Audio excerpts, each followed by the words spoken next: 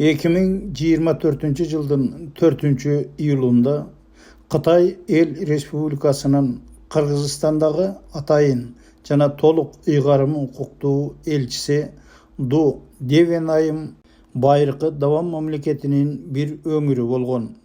Орто кылымдардагы Каракан дөөлөтүнүн 40 жылдан ашуун түштүк борбору катары атагы аалам кезген саякатчылардын бүйүрүн кызытып, тарыхый булактарга жазылып калган.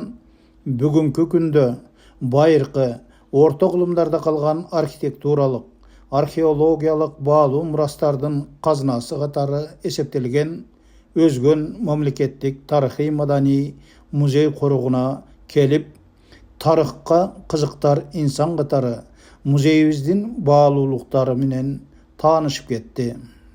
Эзелтен бери өзөктөш тарыхый таянычы бар коңшулаш мамлекеттердин эртегиден калган тарыхый издерди табууда өбөк жөлөк болуп жасай турган иштери арбын.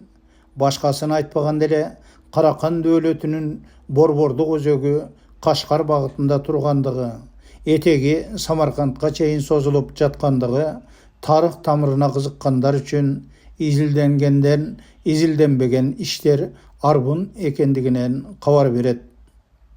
Ошол улуу тарыхтын толтосунда орто кылымдан калган баалуулуктар катары эсептелген архитектуралык имараттарыбыздын сакталып калгандыгы сыймык экендигин унутпай, кийинки муундарга татыктуу өткөрүп берүүнүн аракетин көрүү бардыгыбыздын милдетибиз.